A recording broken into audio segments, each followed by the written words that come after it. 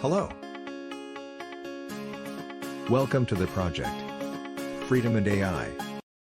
If you found your way to this content via Google or some other search engine, artificial intelligence played a role, like in our everyday lives. In this episode, we will speak about AI, regulation and protection.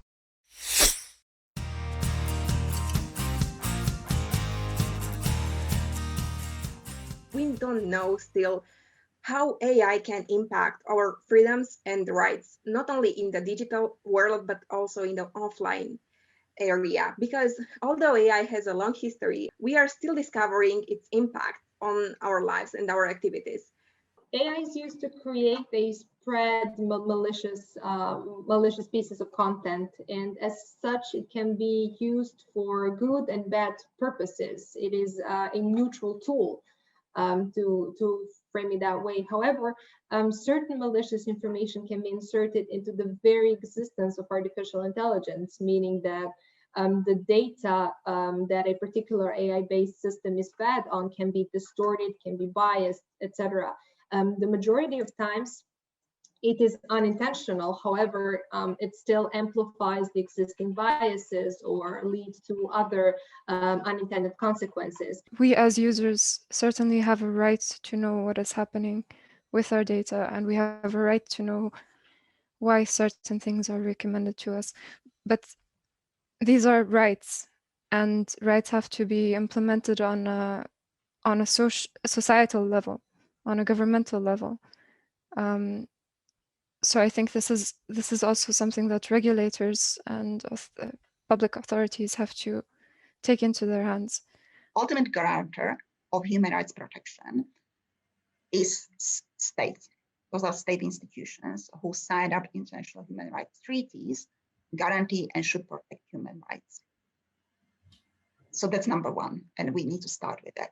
However, now we know that the companies are more and more impacting human rights. So there is a discussion that some type of regulation is necessary, but it's important that any regulation which happens in this area is independent. Already in many countries, protections for human rights, some of these countries have stronger protections, some of them have less strong protections. Sometimes there may be protections which are in legislation but are not protected in practice. And many of these rights will apply equally to the use of AI as to decisions which are taken by humans. So it may just be a question of applying existing laws to artificial intelligence. I firmly believe that benefits from artificial intelligence would be much greater than harms, but we have to carefully discuss about how we should involve artificial intelligence in our lives, not just from the IT part, but also from the point of view of insurance, of responsibility of harms it can do to the individuals and to the society as well. When an artificial intelligence or an algorithm does something and it does its purpose, we need to look at the side effects. So if it accidentally discriminates and it wasn't that intention, then we know we can fix it, because you can actually backtrace what's causing it, then fix it at the start and then make it better. So basically we can design technology to counter bias instead of making it worse, taking it away. So that makes me hopeful that we can actually use technology for good. I think AI is not the danger itself. It is where we are going to implement it, which decides how dangerous it will become. So it's our responsibility as society to know where should we implement this technology and where do we not implement it. And that's, for the most part, is being decided by policy frameworks from the European Commission or even in the US, in China. So this international dialogue of how do we implement this technology is the most important decision and thing that's ever been made if we want to use it the right way. So it's not AI itself, I believe, it's how we implement it and how we talk around this topic that should raise more awareness from all kinds of perspectives. So civil society, governments, corporates, How do we implement this in the right direction? What's important to recognize is that we're not talking about the future. We're not talking about 10 years from now, what AI might be doing in a decade or 2 decades from now. It's really about today and what is already happening and has been happening for some time now. We just haven't necessarily been aware. And I think the awareness aspect is crucial because it's important that the public and the users of these platforms are aware of the ways in which their data is being used. Not only used, but also the ways in which it's being used potentially to manipulate and impact their opinions, their right to seek and receive information online. So it's really about being aware today, but also taking measures today. And so we have seen a lot of efforts that are already taking place on the national and regional levels. The European Union and its institutions have put forward many different measures that are currently already being debated and deliberated in terms of providing regulatory frameworks for the region. And arguably, we are in a little bit of a trial and error period when it comes to regulating platforms and these technologies. But I think we need to move quickly. I think when we speak about, or when the question is how to actually regulate, that's of course the very more complex aspect compared to identifying the challenges and identifying the potential risks that the current online ecosystem brings with it. I think first and foremost, just as in any kind of democratic governance system, we really have to make sure that there is a very robust transparency and accountability framework that of course needs to go hand in hand with independent oversight and effective remedies for individuals. And this system has to be based on the responsibility by the companies to protect human rights, but at the same time on a positive obligation by states to ensure that this is really a robust and strong framework. And it needs to be very human rights centric. So of course, ethics that are often discussed in this context are also important, can also be important. And self-regulation can be an important aspect of this, but really human rights, where we have strong international commitments, obligations, and a framework, need to be at the center of such a system. When I read about articles, about what's coming up as far as deep learning is concerned, because that's really where a lot of the new developments happening is around creating deep learning models that don't require that much data, because again, all this stuff is very computationally heavy. So as we go and as we continue in this era of big data, what's happening is the algorithms are actually getting smarter so that they don't need, 4,000 pictures of a dog to remember that it's a dog. They need 3 or 4, right? Like we do, because when you're a child, when you're, a human being, you can see one picture of a dog, or it can even be described to you what a dog is, and you understand, oh, that's a dog, right? So there is development that's going to be occurring as far as making these algorithms more efficient and making them require less data. I think in every movie that includes an AI component or technological component, you always have that phrase, if this gets in the hands of the wrong people, it could destroy us. I definitely don't want to challenge that or enter that territory. But what I could say is just that if we try to follow the Goldilocks principles rule, we should be able to stay on the safe side of explaining and using AI. And the Goldilocks rule in AI refers to the fact that we need not be too optimistic about AI, in the sense that AI, deep learning, machine learning, or any other subtechnology gives us a clear path to AGI, artificial general intelligence, the type of AI that has consciousness.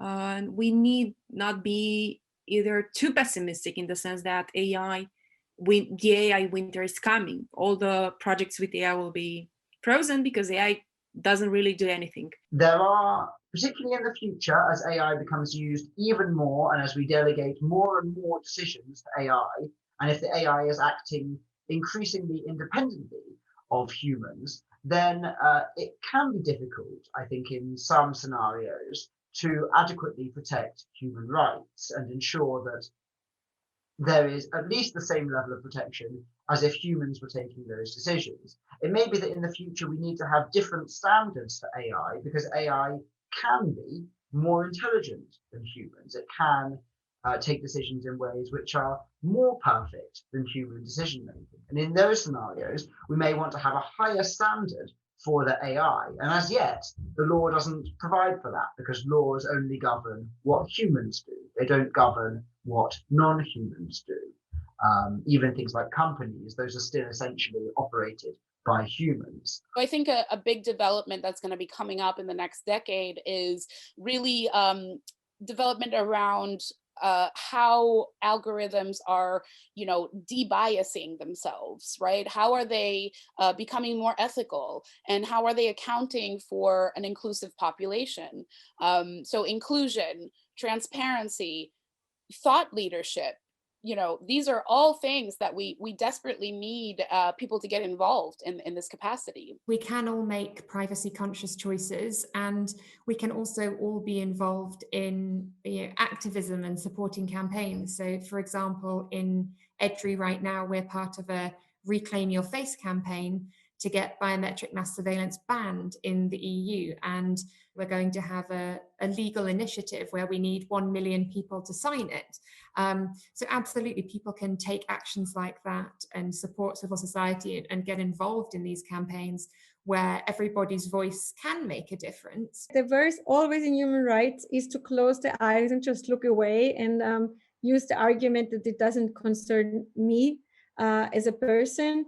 And that it doesn't concern anyone I know, and I don't see the threat, and so on. So I think these excuses are very bad because we are, so human rights are something that we have been fighting for a very, very long time, and we have fought very hard battles. And now we are happy to live in this privileged, many of us are happy to live in privileged countries where we have all these institutions and processes, but we are civil society and we are the watchdogs of everything that is happening.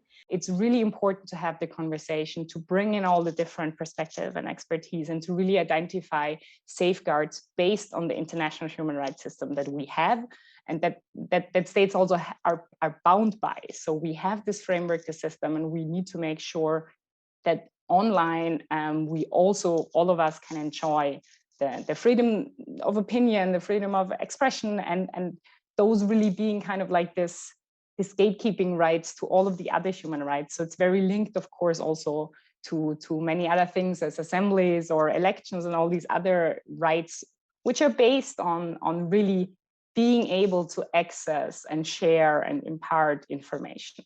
And now I think it's also even more obvious in the context of the COVID-19 pandemic, where we've seen our life has even shifted more online, and there has been more automation used.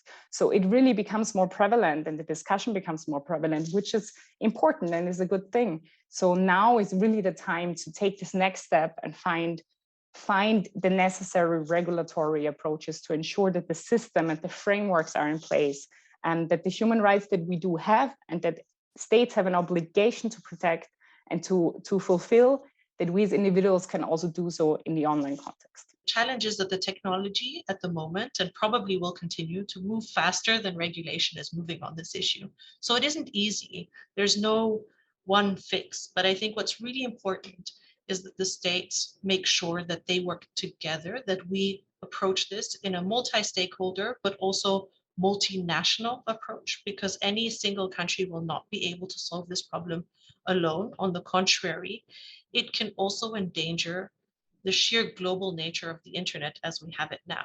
So it's really important that we have a multinational and multi-stakeholder approach to finding solutions. And these solutions need to be regulatory, and they need to be within the rule of law and respecting of our international human rights. I think it's really crucial to look at the Human Rights International framework, where it is clear that states have not only an obligation to protect human rights in the sense of that they are not allowed to interfere with them, but they really have also a positive obligation.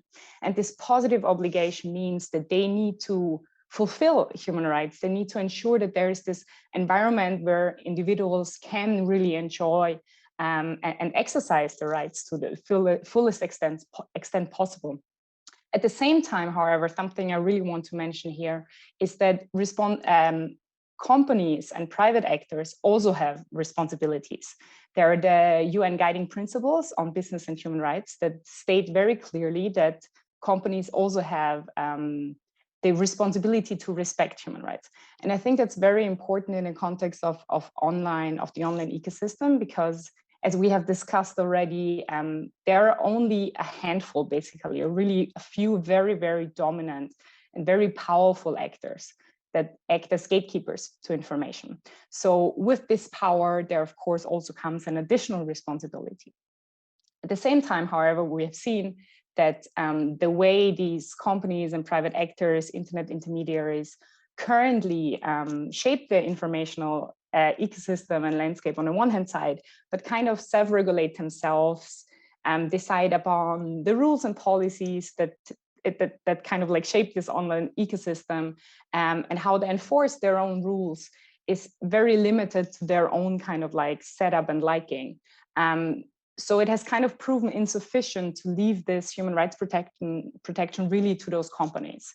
So I think that's really where the positive obligation from the states comes in, and their not only responsibility, but really duty to ensure that all individuals can seek and receive information online and really exercise their human rights. Check our website, www.freedomandai.com.